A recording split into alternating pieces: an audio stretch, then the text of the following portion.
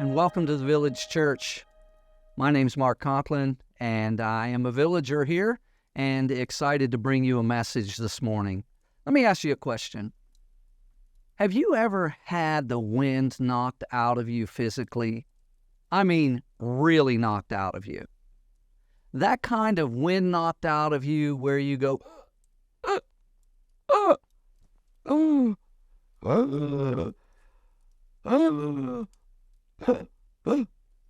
you're just trying to get your next breath. I've had a number of those moments, unfortunately, especially when I was younger. I brought them upon myself.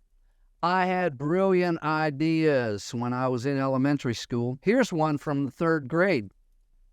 I actually thought if I had a big enough umbrella that I could jump off of a 2nd-story roof and float down to the ground like Mary Poppins. So with that idea in mind, it didn't take me long to gather a bunch of my friends, crawl out the bathroom window onto the roof. At that moment, I got a little afraid, so I asked my friend Larry if he would join me. After a little bit of back and forth, he decided he would.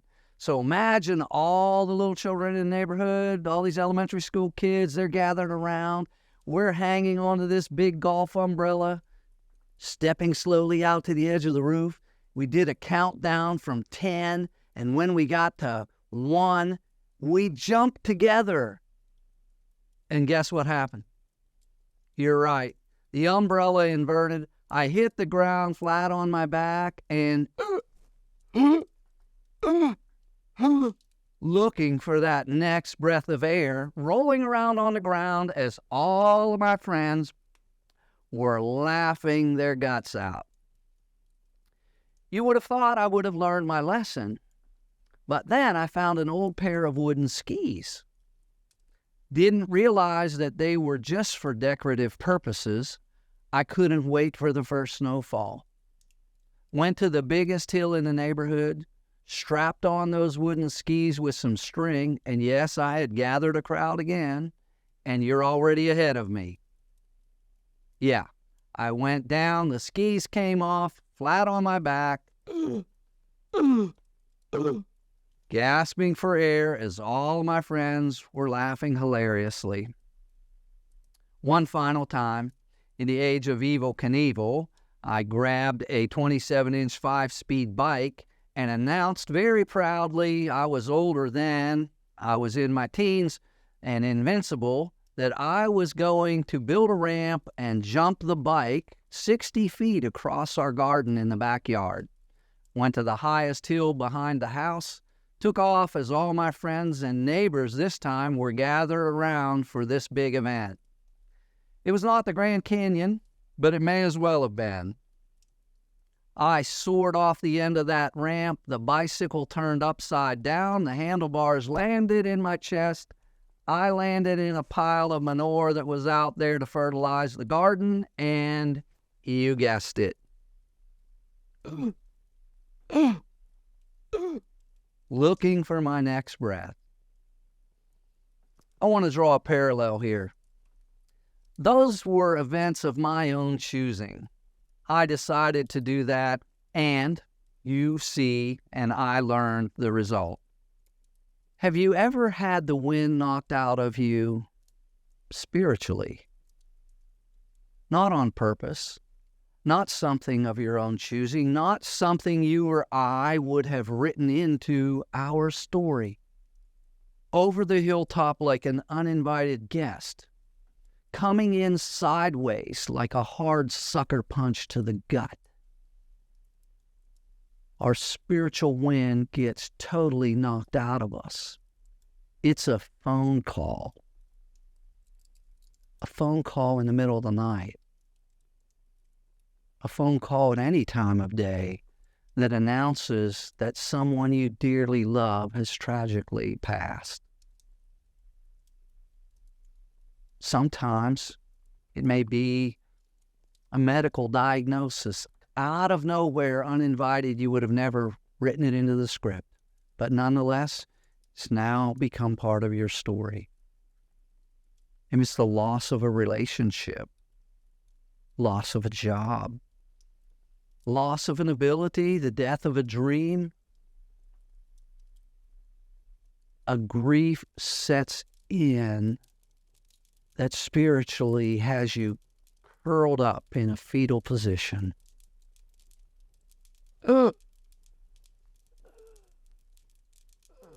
God, how could you let this happen?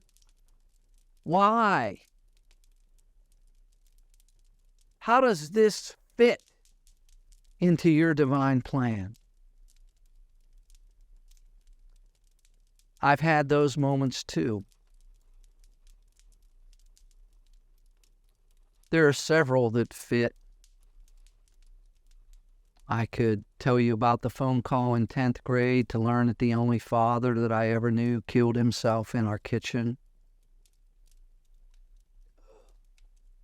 I could tell you the loss of a dear friend to a sudden heart issue that nobody knew about. I've experienced loss of a job. As I listen to your stories, for many of you, these are fresh, very fresh, for some too fresh, as early as this past week. You find yourself longing for a dark, quiet room, asking the question why. Maybe like me, even daring to shake your fist at God and say, why? How could this happen? This makes no sense. In 1999, I had one of those moments. We had just moved to Atlanta to take a job that moved us from Arizona. While in Arizona, I was a university dean. I had a chaplain on my staff. He had two beautiful daughters, Shannon and Sydney. Incredibly gifted musical family. Sydney decided to move to the Fort Worth area where she would teach school. She had a heart for those who were in gangs and poverty-stricken neighborhoods and would leave her day job to go and tutor in those neighborhoods at night. Her father was concerned for her safety. And he should have been, but not for what she was doing in the neighborhoods. Some of you may recall what has now become routine was not so routine then. Sydney was a greeter that night at church when a lone gunman came in, and as she greeted him, he shot her and killed her in the foyer of the church, and then proceeded to kill 6 others, injure 6 others, and then take his own life. And I remember that phone call that I got from her father. It was one of those moments where time stood still. And I asked God, why? I didn't ask just once. I asked over and over and over again. We had just moved to the area, and there was a small lake behind our neighborhood. I would walk back there in the mornings. I had a Walkman. I know some of you don't know what that is or what a cassette tape is, but actually I had one, and we played those with earphones, and I had that in, and I would go back there, and I would actually listen to the same worship song over and over again. It is one that we heard this morning, Shout to the Lord. And I would sit on the dock and watch the sun come up, and as it did, I would tell myself, just continue to worship. And I would cry and ask why. Why such a senseless act of violence not only took the lives of so many, injured so many, but left collateral damage in those families that would last for decades? Why? And there was a verse in that song, in that worship song, that says, nothing compares to the promise I have in you. Nothing compares to the promise I have in you. And I remember angrily saying, "What's that promise? Where's the promise when this happens? What's the promise?" And I got no answer. And I continued to ask, looking for that next breath of spiritual air, spiritual vitality that would keep my faith alive. Sometime later, I was traveling to Savannah, Georgia. I picked up a rental car at the airport, was making my way to my destination when I felt a voice telling me to pull over. Eventually, I did. I sensed that the divine, and for some of you, I recognize that that may be God, it may be the divine, it may be an unconditional, unending source of love. However you choose to experience and see and understand the divine, I knew that the divine was with me and wanted to answer my question, what is the promise? I was directed to the scriptures on my phone to a very familiar passage. You see it on Christmas cards. You hear it from pulpits this time of year. If you have a Bible nearby or the ability to look it up on your phone or other device, Isaiah chapter 9 is a wonderful place. It's a wonderful place because there's a people dwelling in darkness, looking for spiritual air, looking for any indication that the divine has not abandoned them forever. In fact, it's not only dark, it says that these people, those living in deep darkness, think about that for a minute with me. When I read that, I thought, well, dark is dark. Dark is just dark. If you're in the dark, you're in the dark.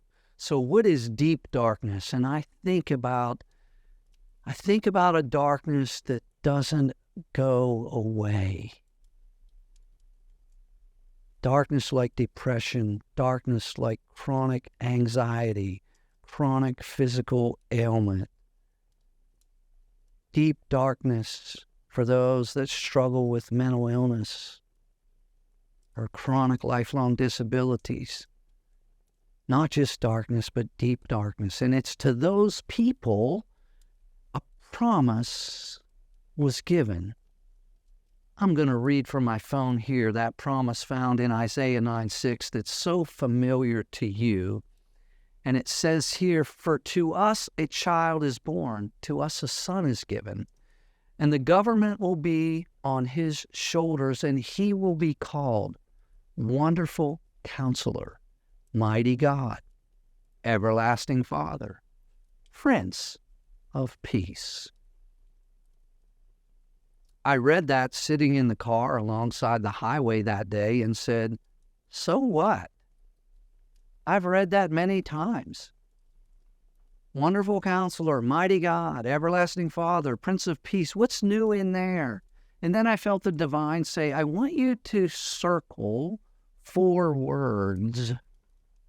Those words were wonderful, mighty, everlasting, Prince.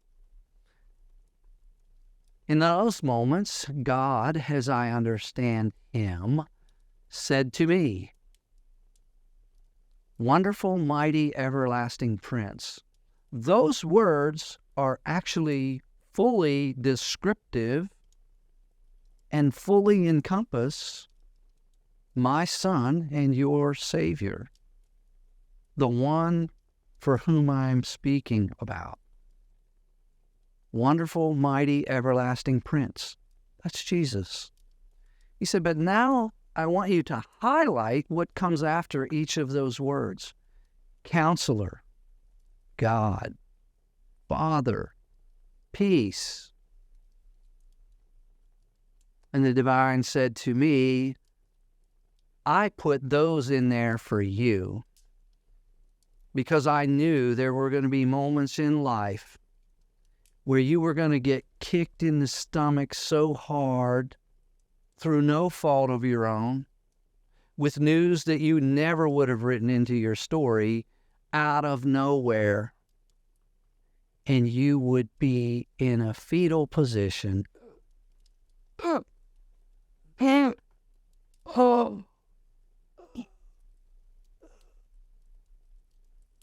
gasping for your next breath of spiritual air. You would need one who was more than just wonderful. You would need a wonderful counselor, and I'm going to come back to that in a moment. God is not a cosmic therapist, but you would need one that would receive you right where you are, just as you are, without judgment, with open arms, with deep empathy and understanding. You would need one that was not just mighty, but you would need the Almighty, the word that we often transliterate there as Yahweh, the Lord, the Uber Lord, the God that's above all other gods, the one who has no equal. You would need one who was everlasting.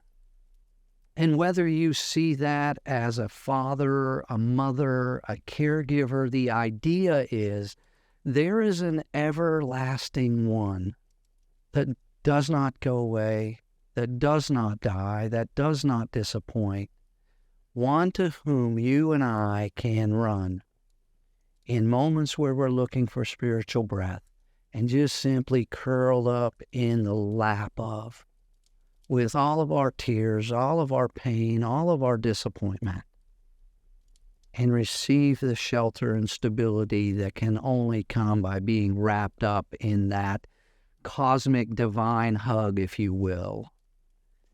And then you would need one who was more than just a prince. You would need a Prince of Peace. You would need one who's going to usher into the madness and chaos, the pain that these circumstances that come uninvited into our lives can often bring. You would need one who's going to wade in up to their neck, up to their eyeballs in whatever we are in, and in that chaos bring a peace that's disproportionate to the circumstances. A peace that nothing in this world, no alcohol, no shot, no drug, no high, could bring you. And in that moment, on the side of the road, in a rental car, along a highway in Savannah, Georgia, what I realized is there is the promise. There is the question I was asking. What is the promise that nothing compares to?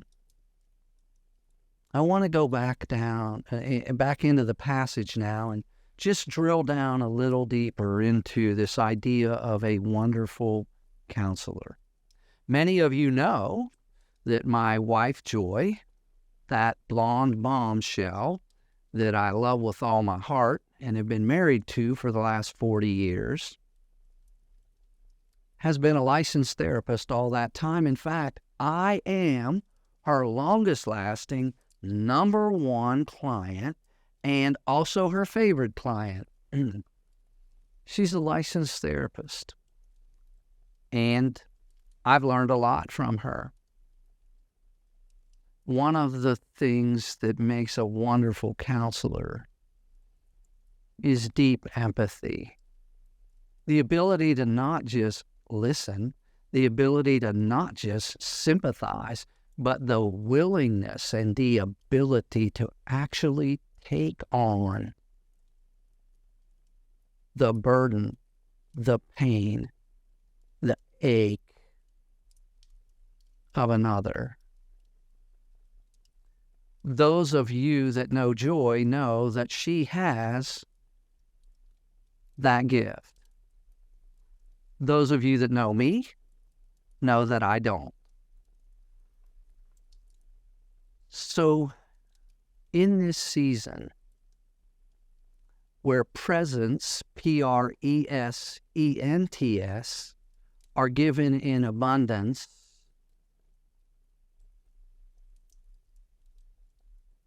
I want to remind myself and I want to remind you that regardless of the circumstances, regardless of what it is that may have you in this moment parked on a side of the road or sitting quietly somewhere, trying to get beyond the pain and inviting the divine to be there with you, that there is a divine presence. Presence. And that divine presence is a marvelous gift to both you and I. And that is the promise, not just of Christmas. It's the promise of every day. The days that we celebrate, the weddings, the parties, the birthdays, the new jobs, the promotion, finally, the golf score that you were looking for, the diploma that you've been chasing, those moments of triumph, the divine is there. And in those moments where the uninvited finds its way into our lives and into our stories, the divine is there. More difficult to see for sure, more difficult to understand for sure. But there in the ache, there in the deep darkness,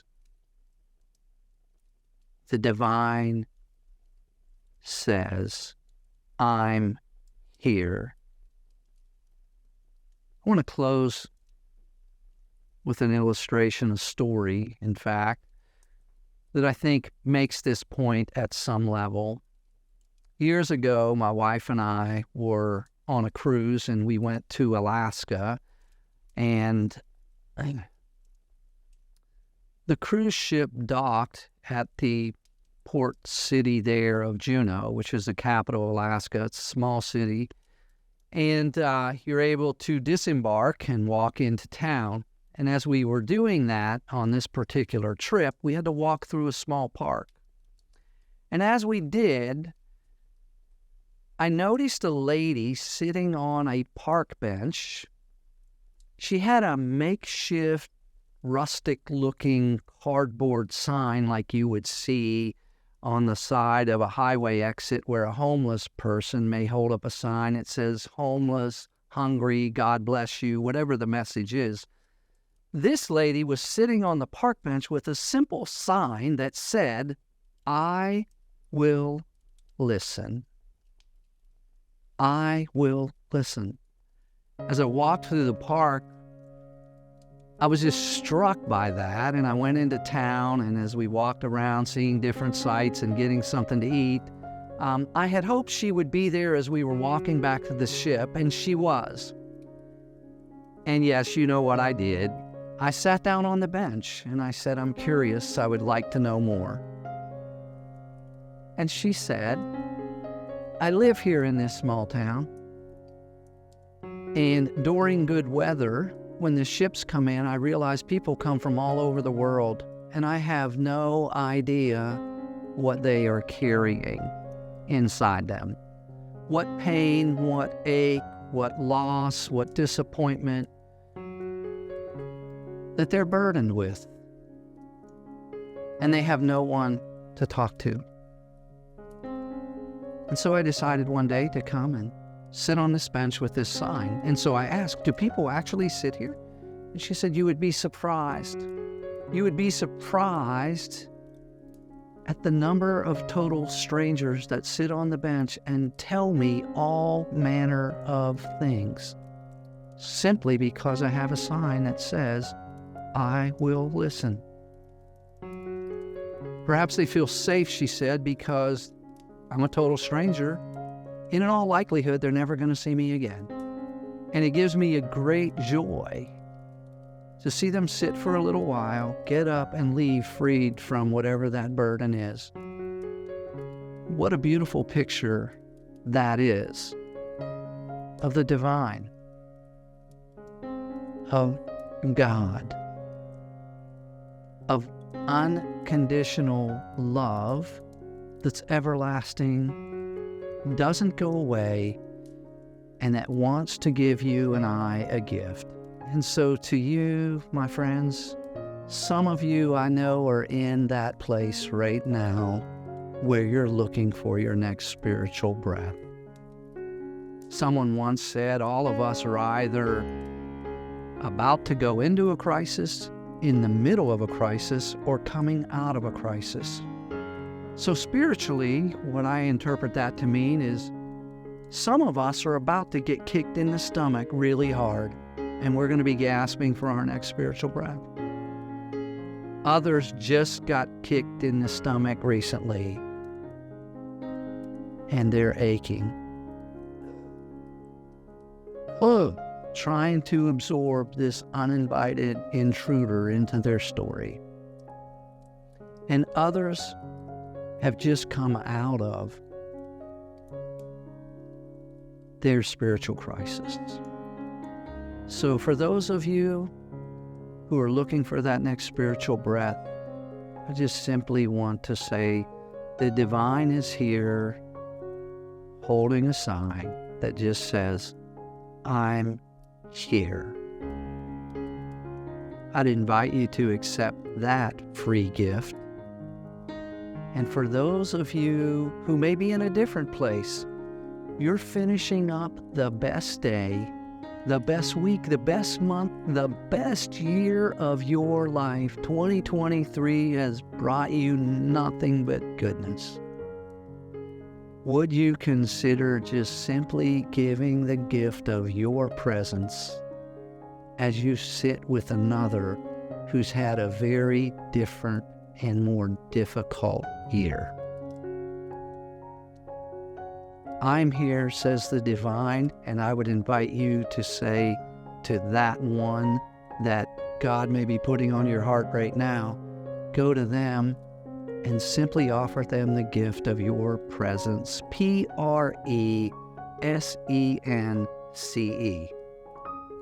We love you here at the Village. Whether you're watching online or you're here live, we wish you the merriest of Christmases. Be safe, be healthy, and wish you a prosperous new year. There are 3 ways you can give to support the love-focused, culture-changing, ever-evolving, community-building, Jesus-inspired work of the Village Church. You can text the word GIVE to 404-998-8979, and you can give online at thevillageatlanta.com.